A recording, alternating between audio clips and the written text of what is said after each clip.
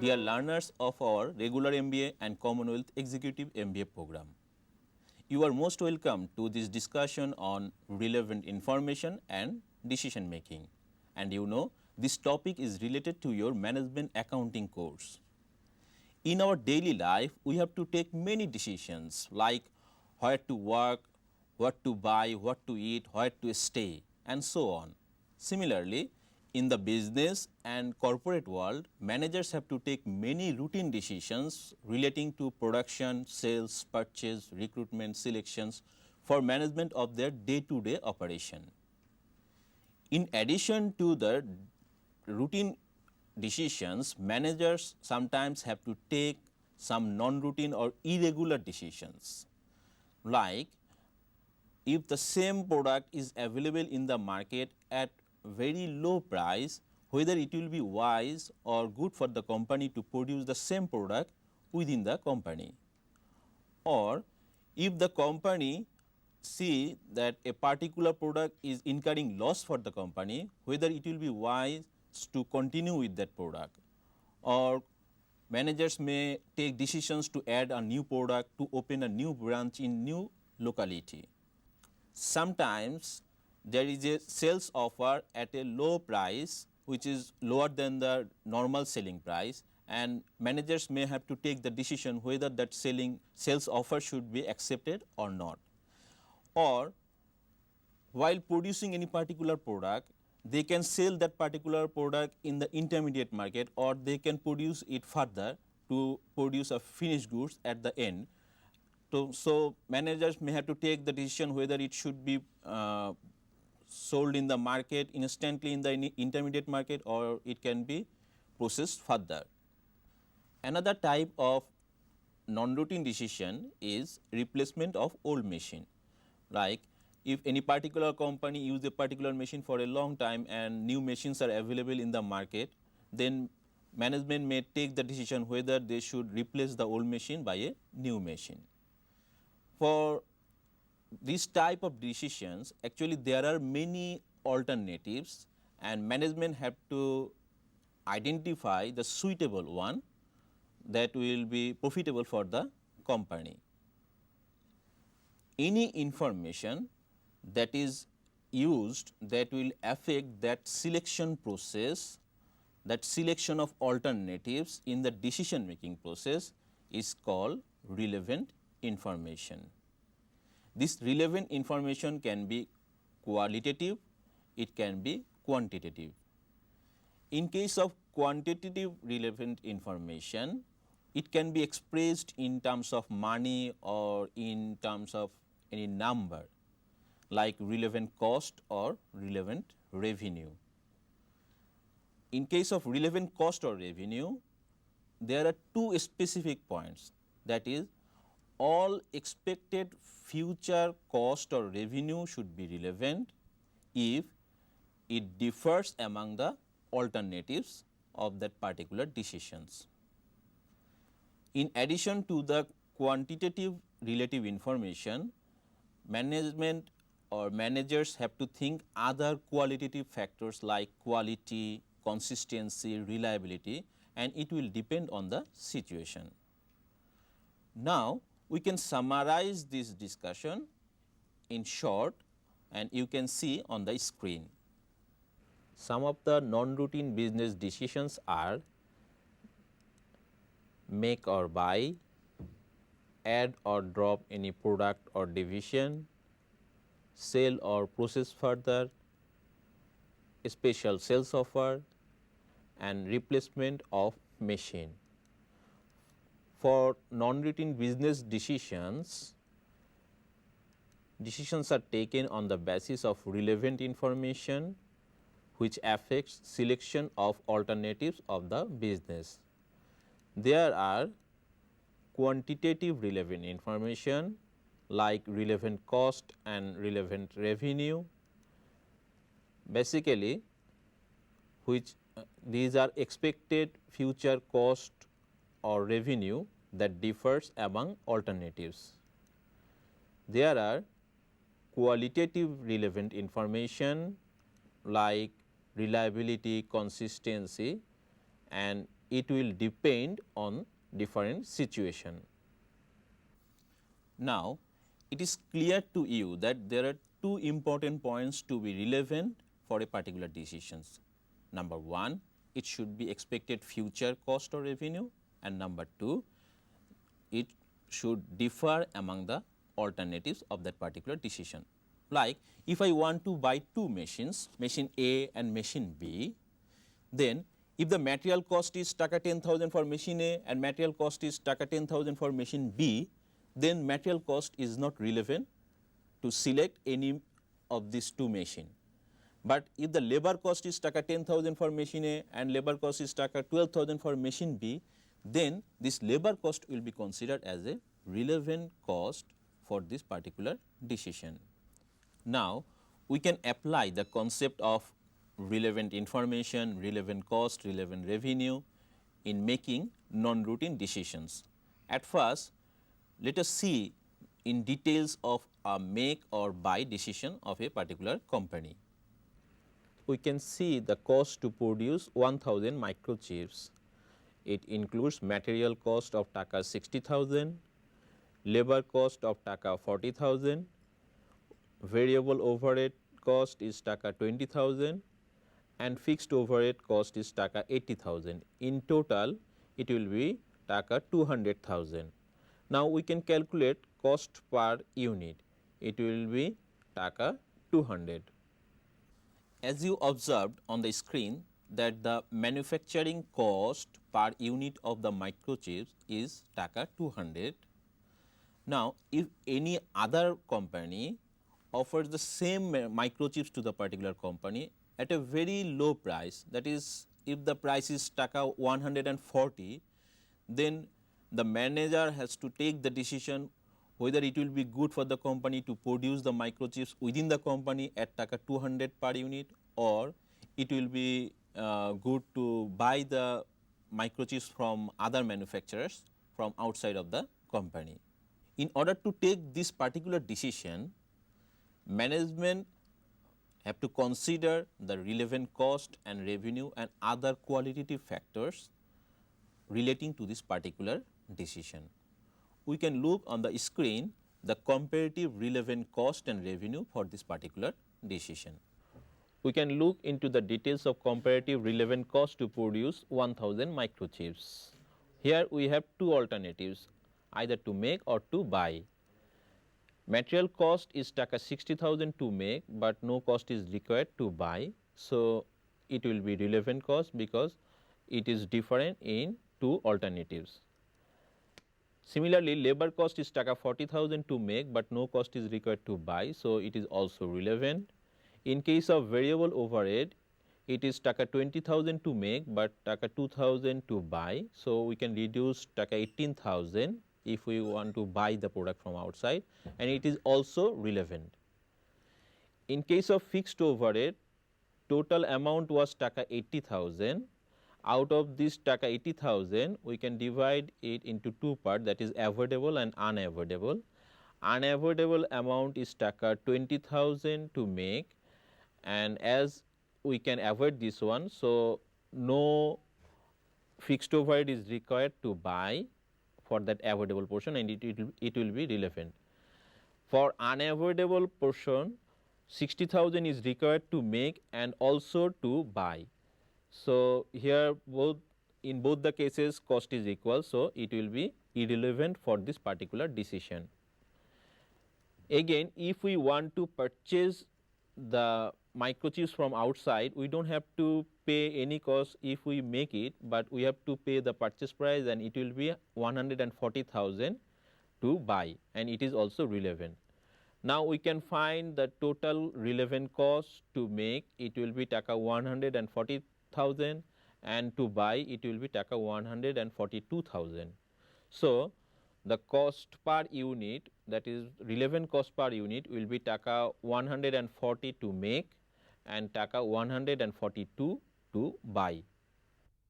As you see, when we consider the relevant cost to produce the microchip, we found that it is only taka 140 to make that microchip within the company. But if the company wants to buy the microchip from outside, the relevant cost will be taka 142. On the basis of this information, management may take the decision, but they should consider other facilities or opportunities, because if they want to buy the microchip from outside, definitely their existing production facility will be unutilized. So, in what way they can utilize this particular facility?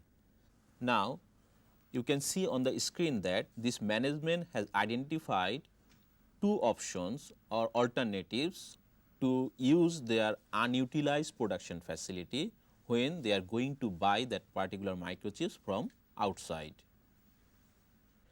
Here we have two opportunities to buy from outside. First opportunity is to produce other parts, and additional cost to produce that part will be taka 70,000, and by selling that part we can get additional revenue of taka 90,000. So, we can get the net revenue of taka 20,000, and other opportunity is there to rent the facility, and the net revenue we can expect from that opportunity is taka 15,000.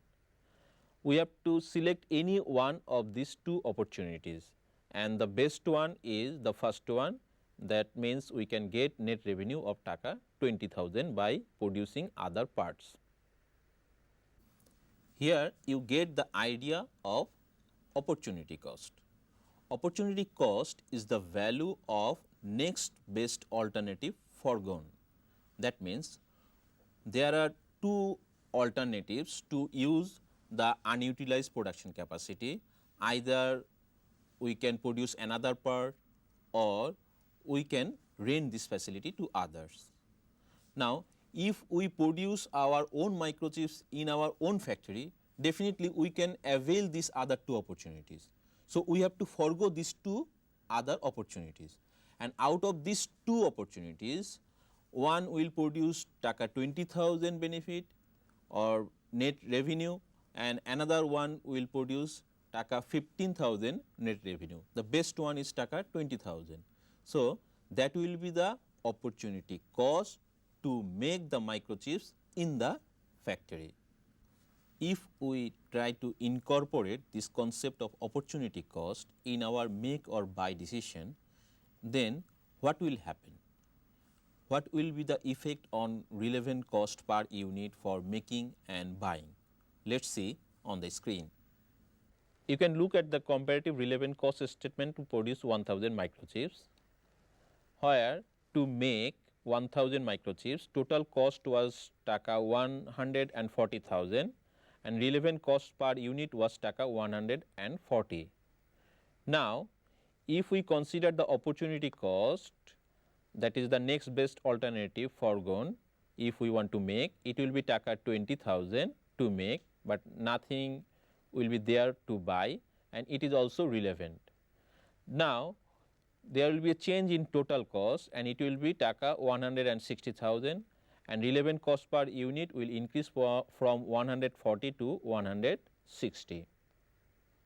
Here management can take the decision on the basis of quantitative information, but at the same time they should consider other qualitative factors, because when they want to buy that particular microchip from outside, they should consider whether the supplier can maintain the supply schedule, whether price will be stable in future, or if there are any increase or decrease in demand, whether the supplier will be able to supply that product.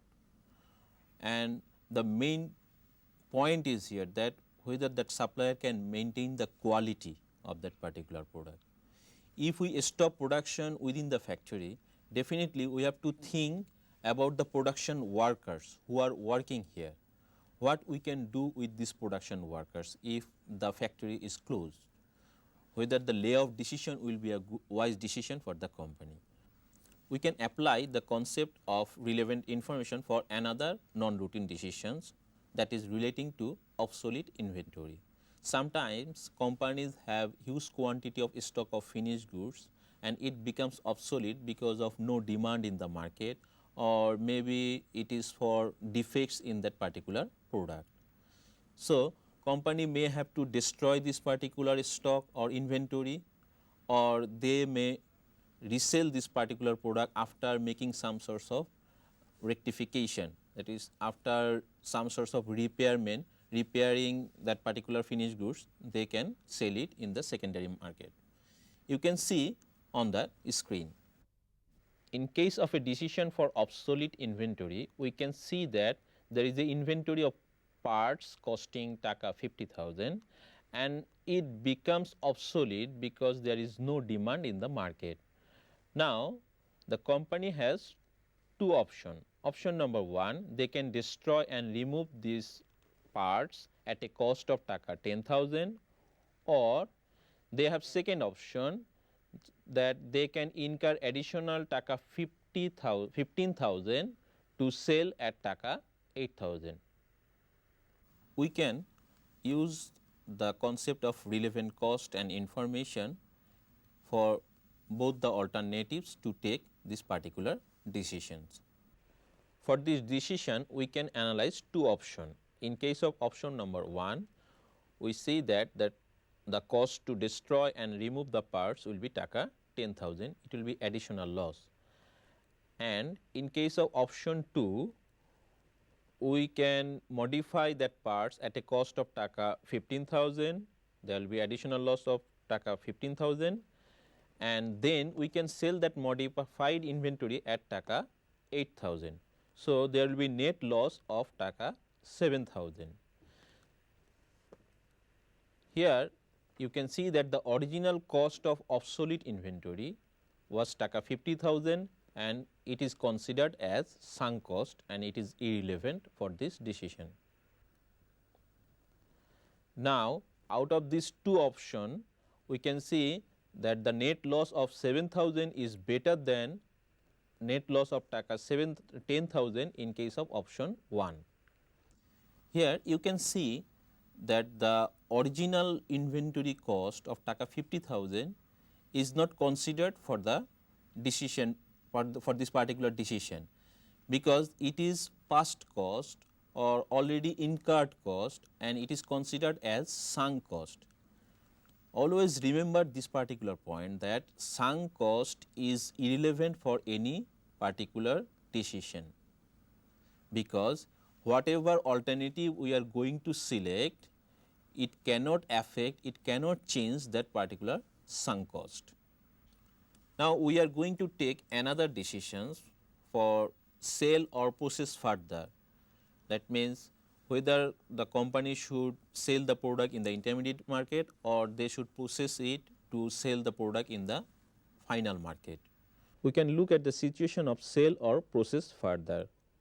Here we can process crude oil at a cost of taka 30,000 to produce, for example, petrol 2000 liters and diesel 1000 liters.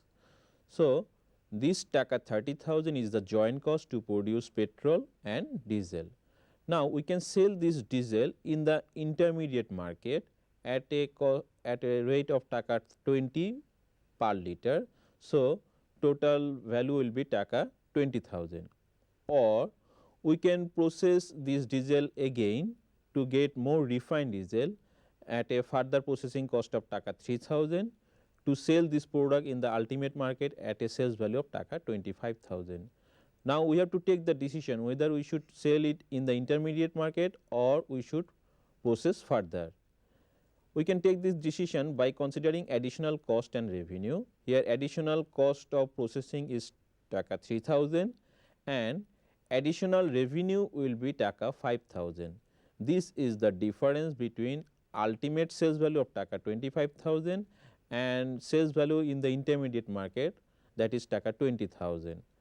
So, by considering additional revenue and additional cost, we get the net benefit of this particular decision.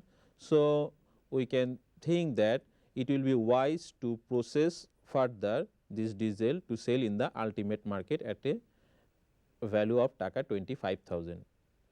Dear learners, in today's discussion, we have learned about relevant information and non-routine business decisions. The best way to get the quantitative relevant information is to analyze the additional cost and additional revenue of that particular decisions.